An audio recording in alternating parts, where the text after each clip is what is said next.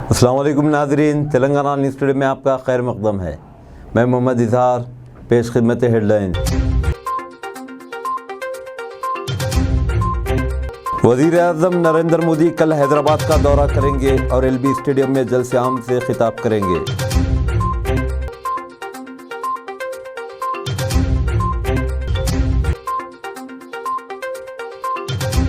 प्रदेश कांग्रेस के सदर रेवंत रेड्डी, बीआरएस के सीनियर लीडर दयाकर राव और बीजेपी के बंडी संजय ने नामजदगियां दाखिल की हैं।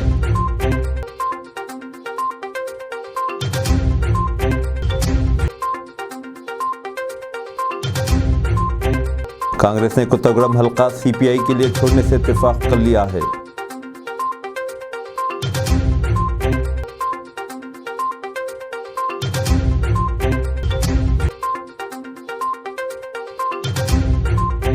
रियासत में असम्बली इंतखाबात के लिए मुहिम में तेजी आ रही है, जबकि आज कई उम्मीदवारों ने नामजदगियां दाखिल की।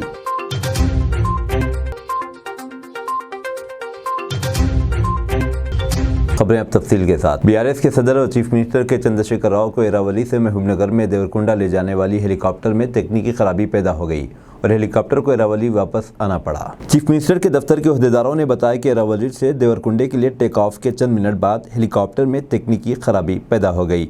चौकस पायलट ने हेलीकॉप्टर को वापस एरावली की तरफ मोड़ दिया।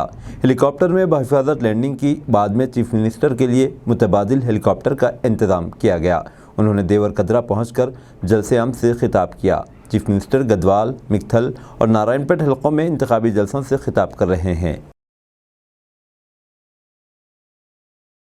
कांग्रेस पार्टी ने चीफ इलेक्टोरल ऑफिसर विकास राज से मुतालबा किया है कि वह हैदराबाद में पार्टी हेडक्वार्टर से इंतखाबी मुहिम चलाने के लिए तैयार की गई मोटर गाड़ियों को ले जाने वाले पुलिस मुलाजिमीन के खिलाफ कार्रवाई करे। तेलंगाना प्रदेश कांग्रेस कमेटी के नायब सदर CH किरण कुमार रेड्डी ने इस सिलसिले में CEO को एक मकतूब तहरीर किया है। उन्होंने बताया कि पुलिस ने गांधी भवन से 3 एम्बेसडर कारों को ज़बरदस्ती मुंतकिल कर दिया। इन कारों में पार्टी की इंतखाबी मुहिम से मुतालिक मवाद भी मौजूद था।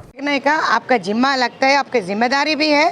सो एज एक वकील होने के नाते कैंपेनिंग को जा रहे तो आज के बाद में कहीं भी नहीं है तो I will blame the commissioner of police, DGP and even the election commission also. तो आप ये ध्यान में रखते हुए जैसा ये सीज करने के गुंडागर्दी जैसा करे, सिक्योरिटी भी करके हम लोगों को गुंडों से बचाए तो बहुत अच्छे काम होंगे बोल के हम सोचते। थैंक यू वेरी मच, नमस्ते। सीनियर लीडर्स हैव कम, यहाँ पे कंप्लेंट देने आए बेगम बाज़ार पुलिस स्टेशन में। इसी 3 दिन पहले कंप्लेंट कुछ फ्लाइंग स्क्वाड वाले दिए बोल के बता रहे थे। हमको यही आश्चर्य हो रहा है कि इसी ने कंप्लेंट दे दिया विदाउट इंटीमेशन। पुलिस वाले गांधी भवन के पार्टी ऑफिस में घुस के ये जो हमारे गाड़ी कैंपेनिंग का व्हीकल लेके गए उसको हम लोग कंडेम कर रहे। क्यों बोले तो प्रॉपर नोटिस दिए तो हम खुद हैंड ओवर कर देते ना, आप इंटीमेशन ही नहीं दिए। हाँ, EC has every power to make a complaint against us, but as a woman candidate who am contesting from Congress party from Gosha Mahal, then why they are not providing me security? Can EC say about that? So I have filed a nomination also, and with B form also we are filing the nomination. But women candidate जब फिरते हैं उनको security देते हैं तो वो कुछ भी नहीं दिखता। बीजेपी पार्टी वाले प्रोवोकेटिव स्पीच दिए तो उसके खिलाफ एक कंप्लेंट भी नहीं देते। मगर आज हम लोगों को ऐसा क्यों हो रहा है? कांग्रेस पार्टी आने वाले कल में पावर में आते बोल के बोल रहे, बोल के ये सब नौटंकी ड्रामा कर रहे बोल के हमको तो लगा। But the proper notice which has not been served under 41 CRPC we have asked that, तो आप ही देते बोल के बोल रहे। हमारे सीज करे सो गाड़ीज भी यहाँ पे है और under right to information act के नीचे भी कौन सा कंप्लेंट कब डाले फ्लाइंग स्क्वाड वाले वो भी हम लोग निकाल लेते। But they are reluctant to show the complaint which the EC has given. This should not be done in public domain. I feel that proper रहे तो अच्छा है, वहाँ पे कैंपेनिंग करे, सोशल मीडिया में चले, ठीक है। वो सोशल मीडिया में चले तो आप लोग करो ना, हम लोग को बोल के करो ना, बहुत अच्छी बात होती। I appreciate EC's decision what ever it is, but you intimate us proper way लेके जाओ ना। पार्टी ऑफिस में आए तो जब वहाँ पे बहुत सारे सदर सीनियर लीडर्स बैठे हुए हैं, वहाँ पे आप इंटीमेशन दे दीजिए, लेके जाइए। अगर हम देने से मना कर दिए तो you have every rights to seize, but we are ready and we are saying that hand over करते ये ईसी कंप्लेंट दे दिए, इसके नीचे हम नोटिस दे रहे। नोटिस नहीं लिए तो घर को चिपका के गए 100 दिन भी है मेरे पास, because when I'm not available at home, they have come to my house as an advocate. मैंने थोड़ा डिले। इतवार की तातील के बाद रियासत में आज असम्बली इंतखाबात के लिए नामजदगियाँ दाखिल करने का अमल दोबारा शुरू हुआ। मुख्तलिफ जमातों के कई अहम कायदीन ने कागजात नामजदगी दाखिल किए। पालाकुर्ती में BRS के उम्मीदवार और रियासती वजीर एरावली दयाकर राव, करीमनगर में बीजेपी के लोकसभा रुकन बंडी संजय कुमार और कोडंगल में प्रदेश कांग्रेस के सदर रेवंत रेड्डी ने कागजात नामजदगी दाखिल किए।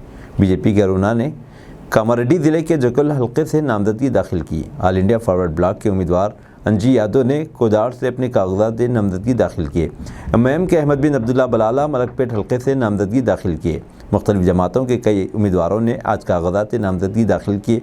कोडंगल में नामजदगी दाखिल करने से कबल एक जलसे आम से खिताब करते हुए रेवंत रेड्डी ने BRS के सदर KCR को चैलेंज किया कि वो कोडंगल से मुकाबला करे। उन्होंने कहा कि इंतखाबात कोडंगल की आवाम और चीफ मिनिस्टर के दरमियान मुकाबला है, क्योंकि चीफ मिनिस्टर ने दरियाए कृष्णा का पानी कोडंगल को सरबराह करने का अपना वादा पूरा नहीं किया। करीमनगर के MP बंडी संजय कुमार ने कागजात नामजदगी दाखिल करने से कबल एक बाइक रैली निकाली। इस मौके पर पार्टी के रुकन असम्बली राजा सिंह भी मौजूद थे।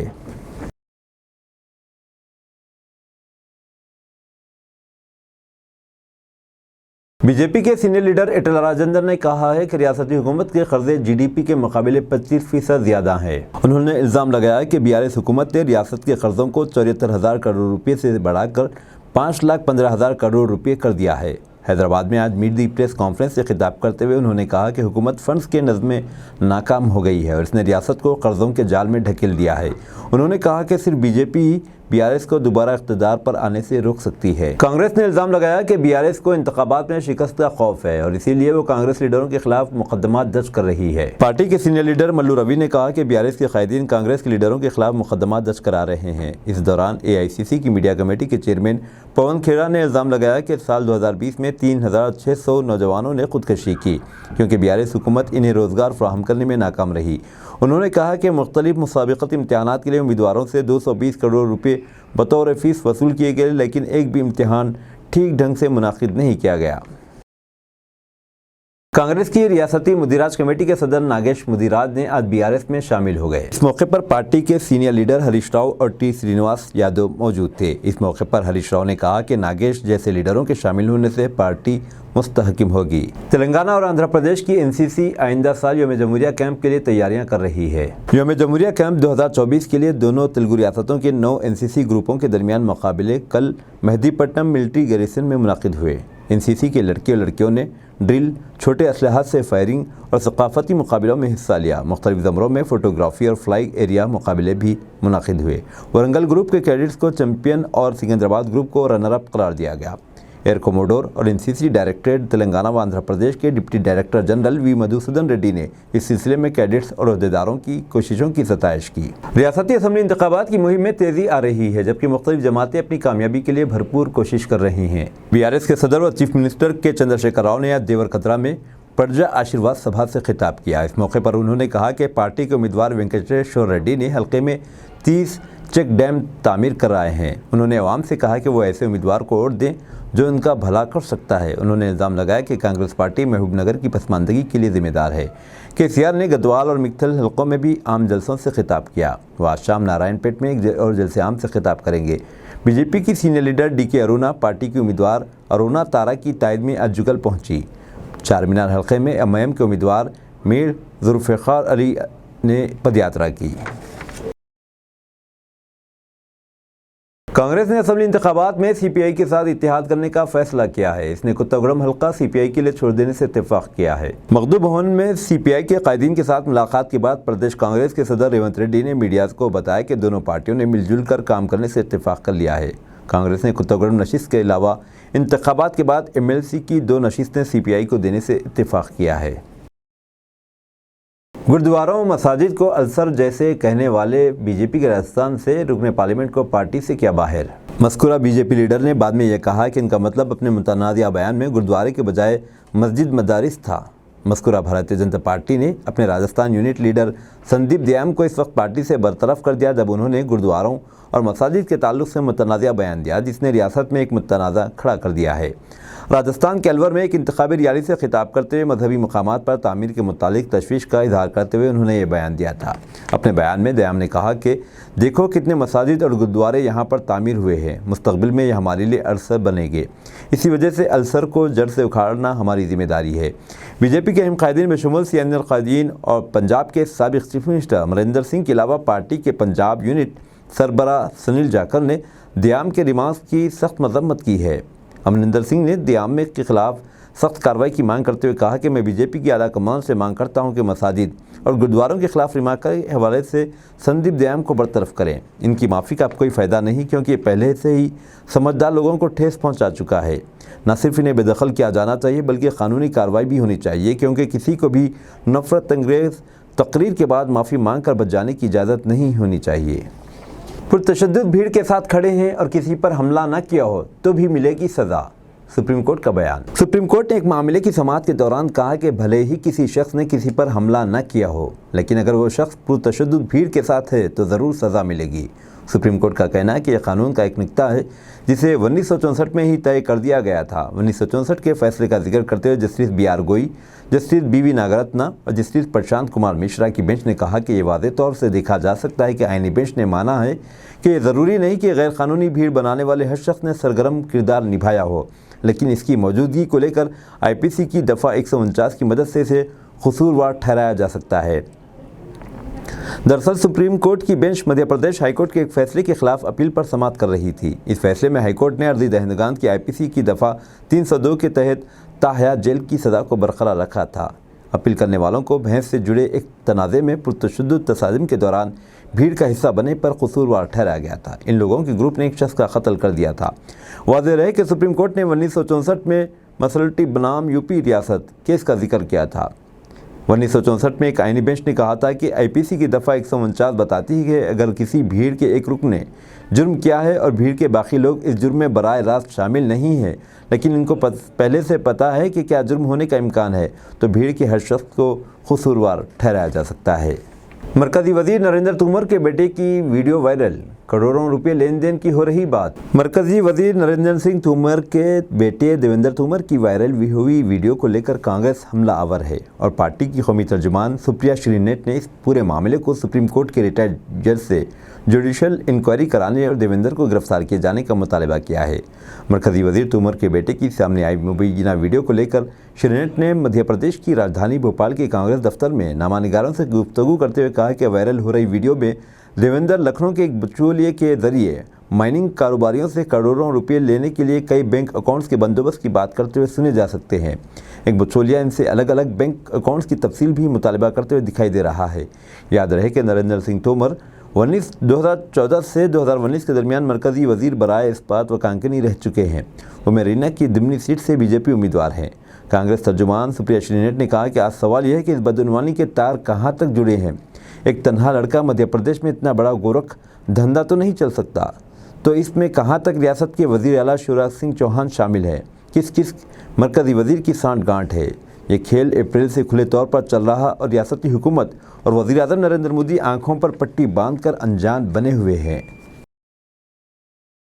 सांप से खेल महंगा पड़ा, नौजवान जान से हाथ धो बैठा। शराबी नौजवान को सांप के साथ करतबबाजी महंगी पड़ी। ये वाक़या रियासत उत्तर प्रदेश के देवरिया ज़िले में पेश आया। अहरोली मुज़े से ताल्लुक़ रखने वाले 23 साला रोहित जायसवाल ने शराब पी रखी थी। इसे कहीं से एक सांप हाथ लग गया। इस सांप को पकड़ लिया और उसे गले में डाल लिया। वो सांप से खेल रहा था। बादअज़ां इसने अपना मुंह खोलकर ज़बान आगे करते हुए सांप से अपनी ज़बान पर डसवा लिया, जिसके साथ ही इसके जिस्म में जहर फैल गया और नौजवान की मौत हो गई। सोशल मीडिया पर भी वीडियो तेज़ी के साथ वायरल हो रहा है। बेटा आंखें खोलो, एक बार बाबा कह दो। फ़लस्तीनी बाप की बेटी की लाश से लिपटकर आबका ने दिल दहला दिए। फ़लस्तीनी बाप की बेटी की लाश से लिपटकर आबका ने दिल दहला दिए। बाप बेटी से कह रहा था कि बेटा आंखें खोलो, एक बार मुझे बाबा कह दो। तफसीलात के मुताबिक गज़ा के मासूम बच्चे इसराइल के वहशीपन की भेंट चढ़ रहे हैं। गज़ा में बच्चों के सरों से वालिदैन का साया उठ रहा है और माँ बाप की गोदें उजड़ रही है। गुज़िश्ता रोज़ बमबारी के शोहदा में शामिल एक बेटी का बाप लाश से लिपट कर दुहाई देते हुए कहा, बेटा आंखें खोलो, एक बार बाबा कह दो। इजरायली बमबारी में शहीद बच्ची की मां भी लख्त जिगर को सीने से लगाकर रोती रही। छोटी बेटी को अलविदा कहते हुए वालिदैन गम से निडाल हो गए। बमबारी से महफूज रहने के लिए बच्ची की नमाज जनाजा अस्पताल में ही पढ़ाई गई। मौत बांटते इजरायली तैयारों की खौफनाक बमबारी ने बच्चों पर खौफ तारी कर दिया है। एक घर पर बमबारी के बाद मलबे तले दबने वाला 3 साला बच्चा अस्पताल में थर थर कांपता रहा। खौफजदा बच्चा अपने जख्मी भाई के बहलाने पर भी नहीं संभल सका और मुसलसिल कांपता रहा। दूसरी जानिब तुर्क मीडिया से वाबस्ता सहाफ़ी ने अल-मुगाज़ी कैंप के हमले में 4 बच्चों को खो दिया। इजरायली बमबारी से अब तक 4000 फ़लस्तीनी बच्चे शहीद हो चुके हैं।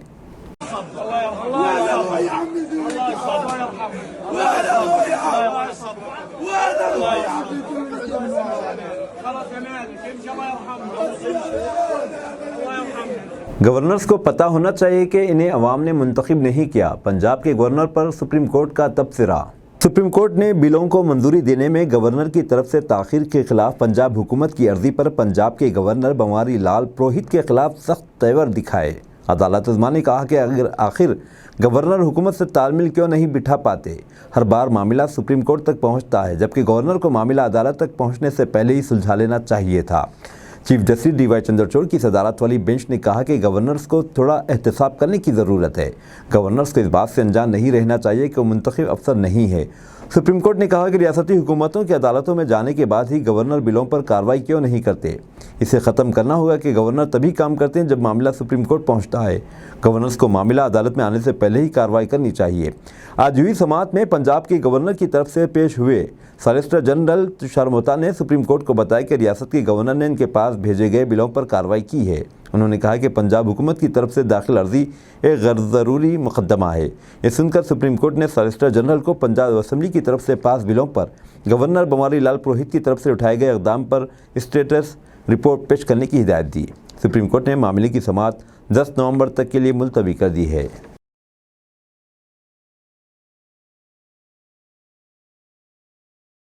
अब दीजिए इजहारुल हक को इजाज़त। मिलते हैं अगले न्यूज़ बुलेटिन में। देखते रहें तेलंगाना न्यूज़ टुडे।